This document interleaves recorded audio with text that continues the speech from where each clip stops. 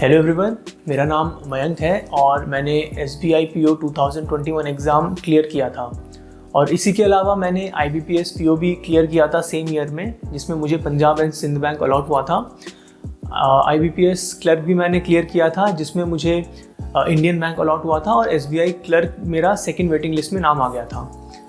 और मैंने RRB PO और RRB क्लर्क भी दिया था, लेकिन अनफॉर्चुनेटली मेरा प्री क्लियर नहीं हो पाया था दोनों एग्ज़ाम्स में। और SBI PO में मैंने प्रीलिम्स में 66 मार्क्स स्कोर किए थे आउट ऑफ 100।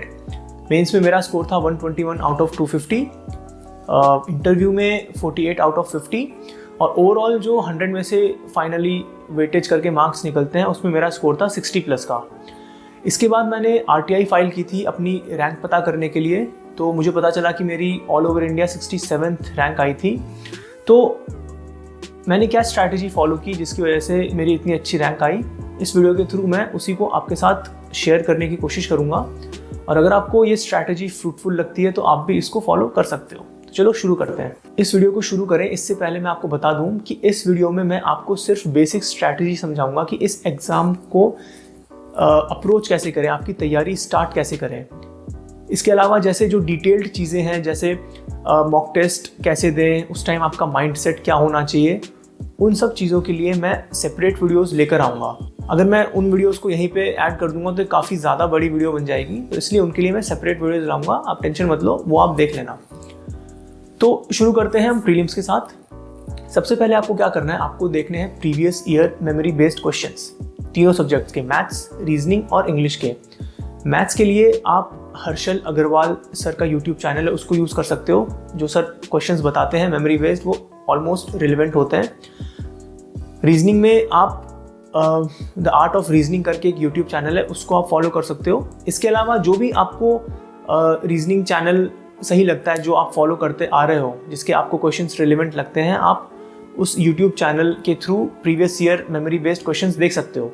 अब जो प्रीवियस ईयर क्वेश्चंस देख के आपको 2-3 चीज़ें पता लगेंगी। पहले आपको क्वेश्चंस का लेवल पता चल जाएगा, आपको जो पैटर्न है एग्ज़ाम का उस सब्जेक्ट का वो पता चल जाएगा कि बैंक्स में किस टाइप, बैंक एग्ज़ाम्स में किस टाइप के क्वेश्चंस पूछे जाते हैं। तीसरी चीज़ आपको क्या करनी है कि आपको सिर्फ वो क्वेश्चंस देखने नहीं है, आपको ऑन द स्पॉट सॉल्व भी करके देखने हैं। इससे आपको आपका करंट लेवल भी पता चल जाएगा। बहुत सारे बच्चे होंगे जो 10% क्वेश्चन सॉल्व कर पाएंगे, कुछ होंगे जो ज़्यादा कर पाएंगे, कुछ होंगे जो मोर देन 50% क्वेश्चन सॉल्व कर पाएंगे, depending on your current level. तो इससे आपको आपका करंट लेवल पता चल जाएगा, आपको आपकी स्ट्रेंथ्स और वीकनेसेस पता चल जाएंगी। ठीक है, कि आपको अब आगे इतना पढ़ना है, इतनी मेहनत करनी है। अगर कोई क्वेश्चन नहीं आता तो आप देखो कि वो टीचर कैसे सॉल्व कर रहे हैं। मे बी बहुत सारे क्वेश्चंस आपके ऑन द स्पॉट क्लियर हो जाए। रीजनिंग में भी आपको सेम चीज़ करनी है, मैथ्स इंग्लिश में भी आपको सेम चीज़ करनी है। अब ये एक्सरसाइज करने में ही आपको आराम से 15 से 20 दिन लग जाएंगे, या अगर आपका लेवल अच्छा है तो कम टाइम लगेगा, अदरवाइज ज़्यादा भी टाइम लग सकता है। क्यों? क्योंकि जैसे अगर आप 2023 का SBI PO के प्रीवियस ईयर जो क्वेश्चन है वो देखते हो, अगर हम ये भी माने कि 2 दिन ये एग्ज़ाम हुआ था और हर दिन 4 शिफ्ट्स भी थी, तो एक तरह से आप 8 पेपर्स थे उनको सॉल्व करोगे, जिसमें टाइम लगेगा ही लगेगा। तो आपको हड़बड़ाहट नहीं करनी, जल्दीबाजी नहीं करनी है। इस पार्ट को अच्छे से टाइम दो, क्योंकि यही आपका जो फाउंडेशन है उसको बनाएगा। ठीक है, तो तीनों सब्जेक्ट्स में आपको सेम चीज़ करनी है।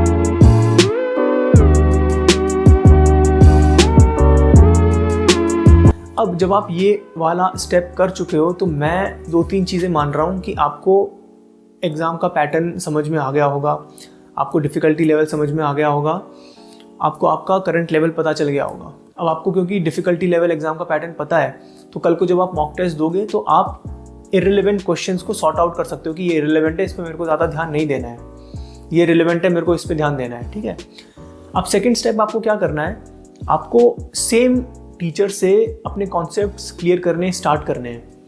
आपने मैथ्स के लिए हर्षल अग्रवाल सर के वीडियोस देखे, तो उन्हीं के वीडियोस आपको देखने हैं अपने कॉन्सेप्ट्स क्लियर करने के लिए। आप चाहो तो आप नोट डाउन कर लो कि हाँ, मैथ्स में ये टॉपिक्स आते हैं, मेरी स्ट्रेंथ ये है, मेरी वीकनेस ये है, उसके अकॉर्डिंग आप वीडियोस सर्च करो उनके यूट्यूब चैनल पे। सेम चीज़ आपको रीजनिंग में भी करनी है। ठीक है, और इंग्लिश में भी सेम चीज़ आपको करनी है। इंग्लिश में जैसे आपको अगर मान लो ग्रामर का बहुत ही ज़्यादा दिक्कत है, तो कुछ मैंने मैराथन वीडियोस देखे हैं, 120 rules of grammar, 60 rules of grammar, जो भले ही 11 से 12 घंटे के हैं, लेकिन अगर आप हर रोज़ 1 घंटा भी देखोगे 1.5x या 2x स्पीड के साथ, तो विद इन 1 वीक आपके वो वीडियोस कंप्लीट हो जाएंगे, ठीक है।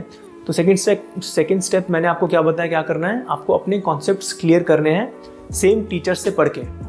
अब ये आपको एक्सरसाइज कब तक करनी है, जब तक आपको अगेन कॉन्फिडेंस ना आ जाए, आपको ऐसा कॉन्फिडेंस आ जाए कि हाँ अब मैंने अच्छा खासा सिलेबस कवर कर लिया है और मेरे से क्वेश्चन सॉल्व हो रहे हैं, अब आपको मॉक टेस्ट देना स्टार्ट करना है। और इनिशियली आपको जो ईजियर मॉक टेस्ट होते हैं उनसे स्टार्ट करना है। तो मैं आपको सजेस्ट करूँगा आप टेक्स्ट बुक का एक मॉक टेस्ट सीरीज़ ले लो बैंकिंग वाली, और वहाँ से आप मॉक टेस्ट देना स्टार्ट करो। और अब आप पूछोगे कि कितने मॉक टेस्ट देने हैं, तो आपको तब तक मॉक टेस्ट देने हैं जब तक आपका स्कोर थोड़ा डिसेंट नहीं होता। मतलब आप लगातार कट ऑफ्स क्लियर अगर करने लग जाओ तो आप समझ लो कि आप सैचुरेशन पॉइंट पे पहुंच गए हो, अब आपको आपका डिफ़िकल्टी लेवल बढ़ाना है। और मैं आपको बता दूं, मॉक टेस्ट देने का मतलब सिर्फ ये नहीं होता कि आप मॉक टेस्ट दो और फिर बिना उसको एनालाइज किए दूसरा मॉक टेस्ट दे दो। मॉक टेस्ट देने का मतलब ये होता है कि आप मॉक टेस्ट देने के बाद अपना स्कोर देखो, आपने कौन से सवाल गलत किए, कौन से आपने स्किप किए, क्यों किए, इस चीज़ को एनालाइज करना है। और जो आपने स्किप किए उनके आंसर्स देखने हैं। ऐसा भी हो सकता है कि उसका आंसर उतना डिफिकल्ट नहीं था, कुछ शॉर्ट ट्रिक थी, या फिर जो कॉन्सेप्ट था जो इजी था बट आपको नहीं पता था। तो ये सब चीज़ें हालांकि मैं डिटेल में अगले वीडियोस में कवर करूँगा, लेकिन मॉक टेस्ट देने का मतलब होता है मॉक टेस्ट प्लस एनालिसिस, ठीक है। ये गलती आप मत करना।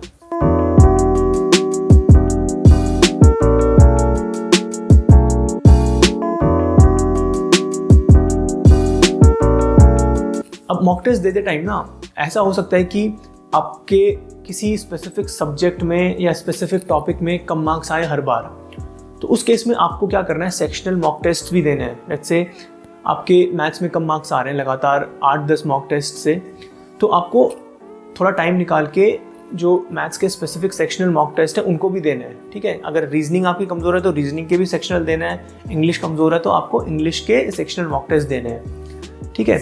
तो जब आप कट ऑफ क्लियर करने लग जाओ लगातार 5-10 मॉक टेस्ट में, उसके बाद आप समझ जाओ कि अब आपको लेवल बढ़ाना है। अब नेक्स्ट आपको कौन सी मॉक टेस्ट सीरीज़ लेनी है जिसका लेवल रिलेवेंट है।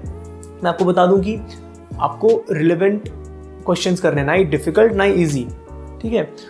अभी कैसे पता करोगे आप कि इस मॉक टेस्ट के क्वेश्चंस रिलेवेंट हैं, तो मैं आपको सजेस्ट करूँगा कि आप पहले 3-4 जो मॉक टेस्ट सीरीज़ हैं उनके फ्री मॉक टेस्ट दो। बहुत सारी है, ऑलिव बोर्ड हो गया, ग्रेड अप हो गया, प्रैक्टिस मॉक हो गया, बहुत सारी है, तो इनके आप फ्री वाले दे के देखो मॉक टेस्ट। फ्री वाले मॉक टेस्ट में अगर आपको क्वेश्चंस जो आप करोगे वो आपको रिलेवेंट लगते हैं, जो आपने previous year memory based questions किए थे, तो आप उस मॉक टेस्ट को खरीद लो और फिर उनको देने लग जाओ और एनालिसिस करने लग जाओ। और आपको सेम चीज़ करनी है कि मैथ्स आपका कमज़ोर है तो मैथ्स के सेक्शनल देना है, या जो भी सब्जेक्ट कमज़ोर है आपको वो वाला सब्जेक्ट अलग से सेक्शनल मॉक टेस्ट उसके देने हैं। प्रीलिम्स के एग्ज़ाम तक आपको ये चीज़ फॉलो करनी है। अगर आप इसको सीरियसली डेडिकेटेडली फॉलो करोगे, मैं आपको अश्योर करता हूँ कि आपका प्रीलिम्स क्लियर हो जाएगा।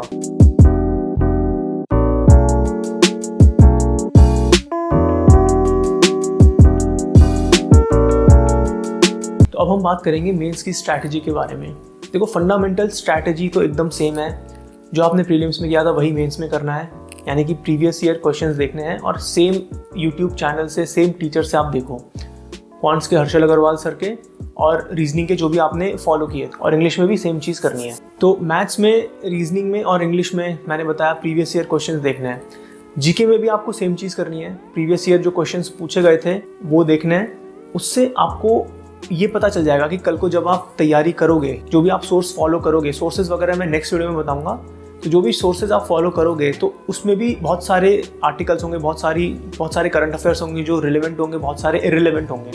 तो प्रीवियस ईयर क्वेश्चंस देख के आपको थोड़ा आइडिया लग जाएगा कि SBI हो गया, जो बैंक एग्जाम्स होते हैं उनमें किस टाइप के क्वेश्चंस आते हैं। तो आप इररिलेवेंट क्वेश्चंस पे ज़्यादा ध्यान नहीं दोगे, वरना अगर आप बिना ये वाली एक्सरसाइज किए डायरेक्ट पढ़ने बैठ जाओगे तो आपको समझ नहीं आएगा मैं क्या पढ़ूँ क्या छोड़ूँ, और आपको लगेगा सब कुछ पढ़ लो और बहुत ज़्यादा आप ओवरबर्डन हो जाओगे। इसीलिए प्रीवियस ईयर क्वेश्चंस देखना बहुत बहुत बहुत इंपॉर्टेंट हो जाता है।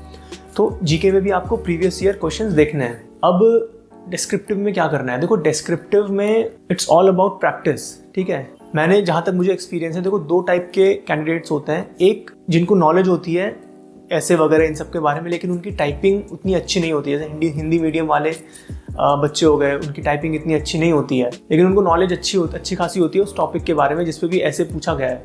एट द सेम टाइम दूसरी कैटेगरी के बच्चे होते हैं जिनकी टाइपिंग अच्छी होती है लेकिन उनको इतना ज़्यादा नॉलेज होता नहीं है। तो अगर आपकी एक चीज़ स्ट्रांग है, दूसरी वीक है, तो आपको दूसरे पे काम करना है। अगर आपकी टाइपिंग वीक है तो हर रोज़ आपको टाइप करना है, ठीक है, टाइपिंग करनी ही करनी है। आपकी अगर ऑलरेडी अच्छी है फिर भी करनी है, रिस्क नहीं लेना है। अब टाइपिंग कैसे करनी है वो मैं बता देता हूँ। इसके भी आपको प्रीवियस ईयर क्वेश्चंस पता चल जाएंगे कि आप टाइप करो SBI PO डिस्क्रिप्टिव 2023 क्वेश्चंस, तो जो भी डिस्क्रिप्टिव में ऐसे के ऑप्शंस आए थे, ऐसे आए थे, लेटर आया था, वो सब पता चल जाएगा। तो आपको माइक्रोसॉफ्ट नोटपैड खोलना है, वर्डपैड या माइक्रोसॉफ्ट MS वर्ड नहीं खोलना उसमें, क्योंकि आप टाइप करोगे तो अगर आप कुछ भी स्पेलिंग मिस्टेक करते हो तो वो अंडरलाइन करेगा, आपको ये चीज़ नहीं करनी है, क्योंकि एक्चुअल एग्जाम में ऐसा नहीं होता। आपको खोलना है वर्डपैड जिसमें कुछ भी गलती आपकी नहीं बताएगा। टाइमर लगाना है, साइड में स्टॉप वॉच लगा दो, जो क्वेश्चन है उसका आंसर लिखो, ऐसे है तो ऐसे लिखो विद इन स्टिपुलेटेड टाइम। उसके बाद कंट्रोल करके उसको कॉपी पेस्ट मारो MS वर्ड में।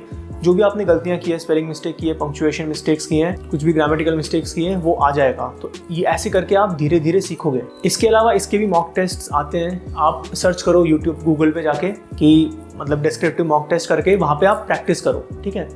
अब इसमें अप्रोच क्या रखना है ये अगेन मैं आपको दूसरे वीडियो में अच्छे से समझा दूंगा। तो दोस्तों आई होप आपको ये वीडियो पसंद आया होगा, और अगर आपको ये स्ट्रैटेजी फ्रूटफुल लगती है तो आप ये अप्रोच यूज़ कर सकते हो, फॉलो कर सकते हो अपनी प्रिपरेशन स्टार्ट करते टाइम। इसके अलावा जैसे मैंने आपको इनिशियली बताया कि आपको डिटेल स्ट्रैटेजी भी बताऊंगा कि मॉक टेस्ट कैसे अप्रोच करें, इंटरव्यू कैसे अप्रोच करें, इंटरव्यू की तैयारी कैसे करें, वो मैं सेपरेट वीडियोस में जल्दी आप लोगों के लिए लेकर आऊँगा। तब तक के लिए आप लोग बने रहिए। Good bye.